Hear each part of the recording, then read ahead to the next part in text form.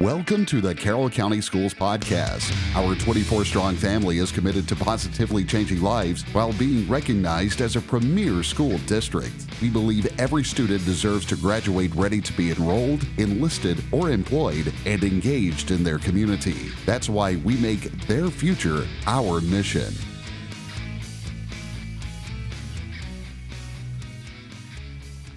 Welcome to the Carroll County Schools Podcast. I'm Ben Chambers, your host. And as you can see again today, I'm on location.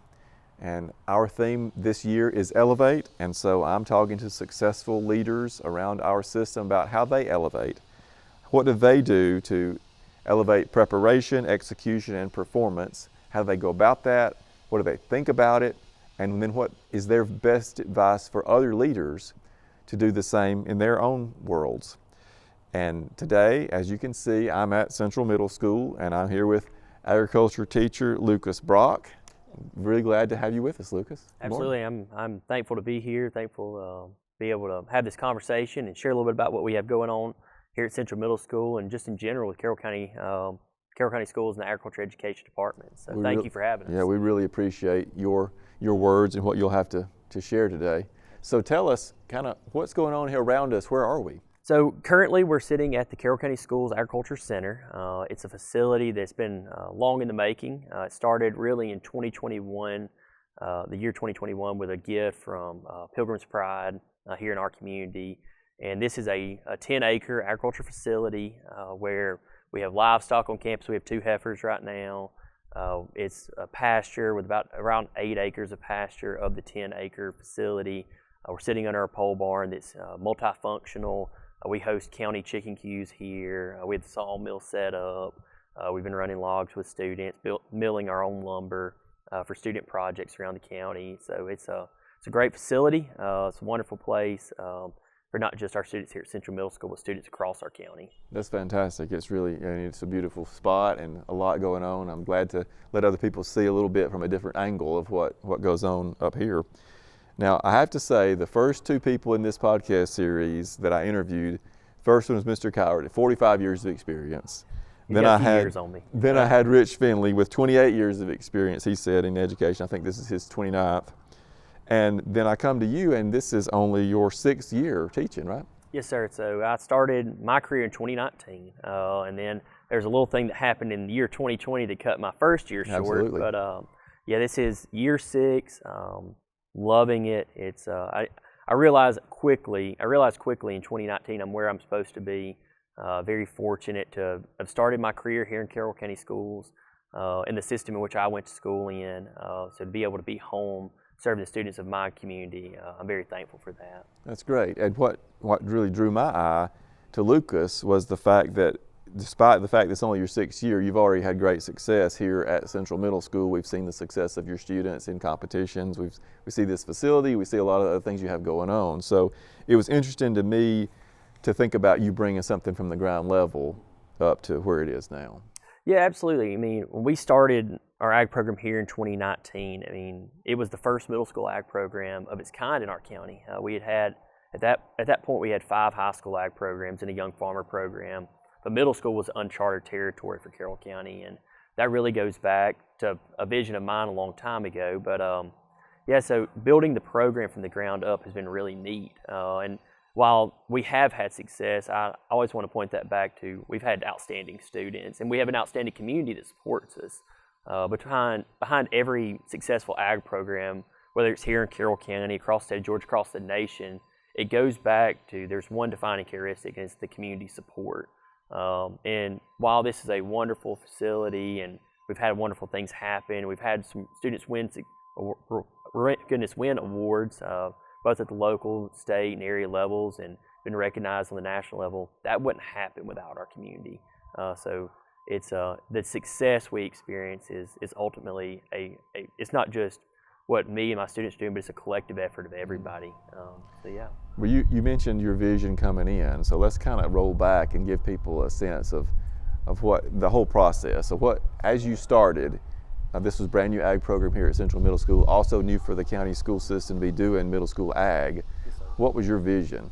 So when I started in 2019, as you can imagine, none of this was here.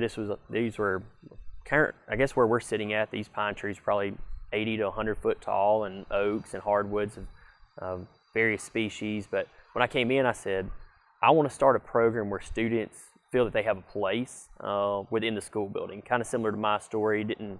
Wasn't an athlete, I had some academic success, but I wasn't an academic scholar by any means. So my vision immediately is like, how do I create a program where students feel that they have a place within our building?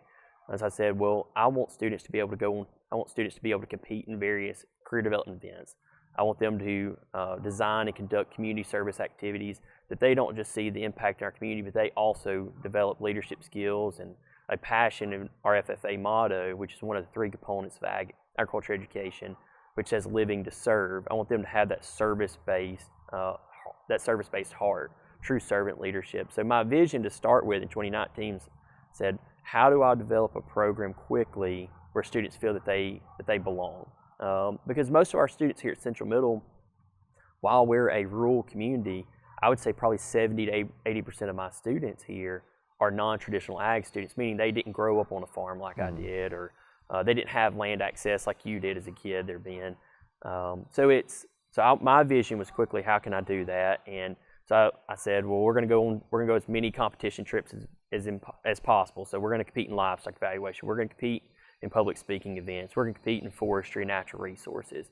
We're going to develop those community service projects, but we're also going to develop a curriculum here that allows students to develop skills, not just a sense of, well, I know what a Charolais cow is, or I know that that's a northern red oak, but why is that important? Why is that irrelevant in our community? Because agriculture is our #1 industry. So my vision has always been, how do I build a program that serves students first, but later develops those leaders for our community? So administration's on board, you're certainly on board, you've got other support in the community, but the students, that's brand new to them too, right? A middle school student who's never had ag, how do you get them excited about doing it, and how do you share with them how much it could really mean to them and impact them in the future? Yeah, so 6th graders, they're like, what is this? Right. So I try to spend a lot of time investing in our 5th and 4th graders, whether that's career day, whether that's going and trying to, I don't really have to convince the 5th grade teachers anymore. It's like, hey, can I just have 10 minutes to talk to your students, to recruit them? And I tell my 6th graders, because that's really the foundation, because if we're going to have a vertically integrated program from 6th through 12th grade, it starts in 4th and 5th grade. So how do we build that foundation? It's like any sports program, it starts in rec. Well, it's starting in 4th and 5th grade for me, so spending time with them, explaining, say, this is an opportunity, not just for those students who come from that ag background, but for any student. And that's what agriculture is about. It's this greater umbrella of production and sporting agriculture, but it's not just production and sporting. It's an avenue and opportunity for students to develop leadership characteristics, because we are truly a great melting pot. We are at Central Middle School, here at our school, we're the largest student-led organization on campus. You can look at it across sports, you can look at it across other activities, and whether it's clubs or organizations, we're the largest. So using those 7th and 8th graders to help bring those students in quickly and say, hey, this is an opportunity for you. And just more than anything, one of my approaches is I try to identify a few 6th graders the first month of August, take them on a trip called Region Rally, let them have a solid experience, and allow them to go back and also be the advocates within the program. But I've always said, if I can get a student on a bus one time, I've got them forever. I just get them. All I have to do is get them on that bus that first time, get them in class, let them work with our cattle, let them run a sawmill, drive a tractor, whether it's taking care of plants, give them a tangible experience, and then not just say, all right, well, you've had this experience, great, but then help guide them through that reflection process. Like, okay, how is this going to help you later in life, and show them the relevance. And by doing so, we've had a lot of success. And I say we because it's not a me thing, it's my students. It's all of us working together towards this common goal of helping students find their place within our building, not just here, but hopefully also at the high school. And I guess that process is easier now since you have an established program. I'm sure that first year was probably a little different, right? The first year, I'll never forget, we were having land evaluation practice. First ever practice, I'm sitting there, didn't really know much what I was doing. That was not it's a comprehensive competition about determining slope and topsoil textures and making and topsoil thickness and textures and making a recommendation, whether it's for crops, pasture, home sites, all these various things. And I had 14 students stay, and I was like, okay, well, all right, I've got them here, but how do I keep them here? Because the next practice we went to 4, and I was like, okay, we got to work on that. But that first year, it was definitely developing relationships quickly. Like explaining, saying, hey, like, I know this may not make sense right now, but this is going to hopefully help you later. And these experiences, while you may think that land evaluation or livestock evaluation or public speaking, a competition or community service activity, while you may love it or may not enjoy it, every experience is going to help you later in life. But that first year was a challenge, but quickly, going back to what I said a moment ago, it was those students that became invested earlier, they became my best recruiters. Because students are much more apt to listen to other students about, hey, this is fun, come and be a part of it, rather than myself. So, which I believe I support that a little bit, but definitely your best recruiters are your fellow students. So you mentioned relationships, and we have an ongoing discussion in leadership about balancing results and relationships. Which of those is the most important? Because each of us has something that's kind of built in that we deal with, but we also have to balance that out. So what's your just bedrock, this is the most important to me, and then how do you work within that? Between relationships and results, I would have to say it's going to be relationships. But for the fact that relationships are going to drive your results. It's kind of like within our program. I believe, because the Complete Ag Ed program is built upon the idea of classroom instruction, FFA, and supervised agriculture experience projects. Well, I believe my FFA chapter, if I can get students to after school, they're going to want to be in my class. If they want to be in my class, they're going to have great SAE projects. They have great SAE projects, they're going to be able to compete in FFA with those projects. So it's a process. But if I can develop relationships, like solid relationships, those students are going to naturally want to be involved, whether that's in class or whatever we're doing. They're going to want to have projects that are successful. They're going to want to compete on teams, and not just compete to go have a good time, but to compete to represent our school in a first class way, not just for our school, but also for their teammates. So if you develop solid relationships, they're not going to want to, they don't want to disappoint you, but it's not that disappointing me because they have my approval regardless. It's they don't want to also disappoint anybody, whether that's their school, their classmates, because they want to ultimately represent everybody. So I always think the relationships are going to drive your results. And there has to be that expectations like, hey, it's not just we're going to have a great time. There is a goal here. But definitely, if you can develop solid relationships, the results will come. Or at least that's been my experience, and I don't plan on changing my my system by any means about that. How do you spot those students you know can be good leaders? Because that's part of what you're doing is building leaders to represent your program among other students, among the community at large, state level. How do you spot those kids? I think we got to remember leadership is defined by influence. So everybody's either a positive leader or a natural leader, or a positive leader or a negative leader.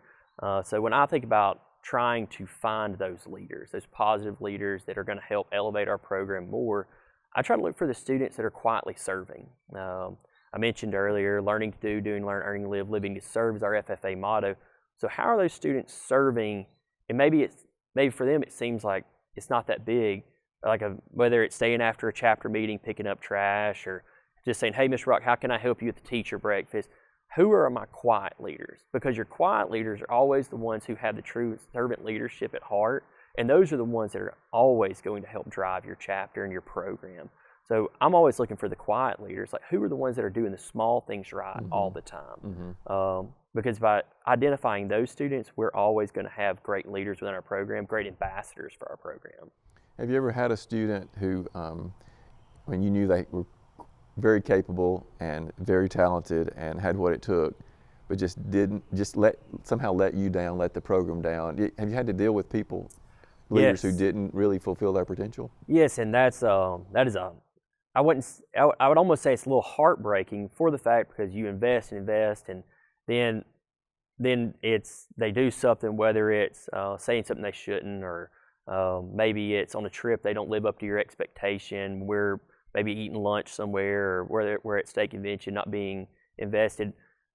There have been opportunities, but I think those are also learning opportunities because at the end of the day, I'm working with 11 to 14 year olds. They're going to mess up, and I would rather them mess up here in a safe environment than rather one day later in life. So when it is, and while it is discouraging and disappointing, I take that opportunity to bring them in, and like whether it's in the back room, my classroom, find an opportunity to kind of bring them aside with nobody else around and say, let's talk about this.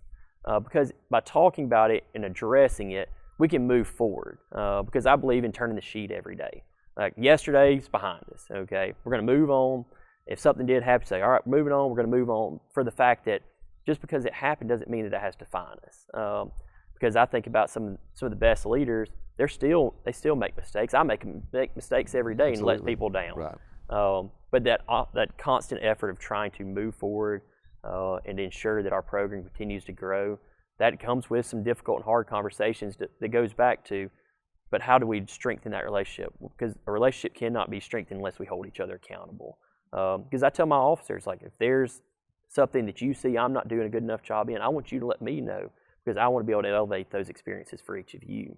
So having that open dialogue when you do have leaders that have let me down, but I still want them to understand after those experiences, there's nothing they can do to make me want to ever not help them. Okay, because that's not who we are as educators by any means. Well, you've certainly brought this program from zero to a great success, and we've kind of worked through some of that. If you have someone that comes to you and says, Lucas, this, what you've achieved here is notable and fantastic, and I really have a project I want to start too. What's your best advice to that kind of leader who has a new challenge? You've got to find your group. You've got to find your group in your field, whether it's ag. Naturally, ag education is my background, but you've got to find your content experts, in my opinion. Find those quickly and start getting their advice. Saying, okay, how do I move forward? Because that's what I did. Whether it was Jessica Bowden, a tremendous mentor of mine, Ryan Ayers, Richie Farrow, who just retired this past year from Bowden High School, I found my group who I could really trust. And then from there, I think while I take their advice and think about it and reflect on it, know that at the end of the day, your decisions need to be your decisions, and you just stand by them. They don't need to be weighed or made without some reflection and some thought within it by any means. But at the end of the day, stand behind your decisions, because if you've reflected over it and you think that's in the best interest of your students, if it's education based or whoever you're serving, by doing that, moving forward, you know that you're going to put your all into it. And understand it's okay to fail. We talk about at Central Middle School, the idea of chasing failure, because if you chase failure, even if you do fail, well, the result is always going to be much greater than just going by the status quo. So my advice would definitely be solicit advice from others, reflect on it, but at the end of the day, stand by what you believe. And I tell first-year ag teachers that every year. I'm a part of a teacher mentor program in the state, where I work with all the first-year ag teachers, and I always tell them at the end, it's like, hey, remember, you know what's best because you're the program. You're the captain of the ship. Be a blessing to others, and just serve people well in whatever form that looks like. And every program looks a little different, and that's okay. But understand that ultimately, make your decisions, stand behind them, and give it your all. And when you do make a mistake, own it. Say, we made a mistake, I'm going to move on from it. We're going to reflect. We're not going to try to hopefully make that mistake again. Well, we've talked about all the things you've accomplished here. We've got the greenhouse going, we've got the barn, we've got the cows. And as you look ahead, you've talked about having a vision. Yeah. What do you really see as the next big thing that's on your list? I would say I definitely there's a few projects here at the school farm that I want to finish up. Trying to get an orchard going, planting some peach trees. Some small things right here, but as far as a big thing, I've got a 6th grade class I'm really excited about right now, and I'm really excited about the things they're going to be able to accomplish. Not as far as putting plaques on the walls. They're a group that's you can just tell they're different, and I'm interested to see how we're going to be able to take, whether that's certain activities or events they come up with. There's definitely, I'm already thinking about either a national or international trip. I think would be fun with that group. You're talking about natural leaders earlier. I can see a lot of natural leaders in that group. We're going to be natural leaders not just in our program, but across the school building, both here, Central High, across Carroll County. So I say as far as that next project, it's like really seeing what's going to come out of this 6th grade class. Not saying that my 7th and 8th grade aren't special, they are. But this 6th grade class, you can just tell there's something different about them. So. Well, I love that answer is focused on students, because really everything that we're about at Carroll County Schools is focused on students. Absolutely. Yeah, I mean, if we lose the desks are great, the chairs are great, but it's who's sitting in them.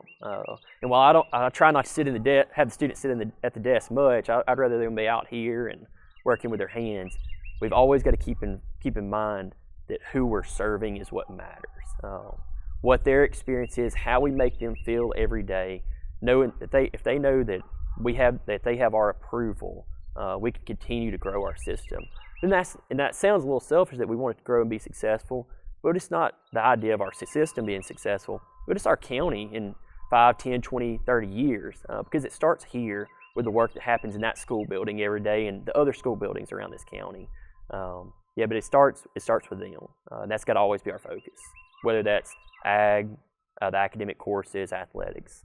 So, well, thank you very much for sharing Absolutely. some of your thoughts with us. I really appreciate your perspective as not just a leader, but as a younger leader. And I think there are a lot of people in our system who are like you, are relatively new and can really glean some thoughts from that are applicable to their situation. Yeah, and I hope that anybody, like whether it's our young teachers in the county or veterans, I hope that we recognize and I hope that anybody knows they can reach out to me, whether it's call me or email me or text me, whatever it may be, that I'm here to help. But I hope that we also never forget that our ability to grow and strengthen our system is only going to be capable we're only capable of doing that, growing our system and continuing to advance our system through the collective effort of helping each other. So if I can ever do anything for anybody, I hope you know that you can call me or text or email me in whatever area or avenue. So, well, thanks again for joining us, and thanks to all of you for watching. We hope you'll join us next time on the Elevate Carroll County Schools podcast.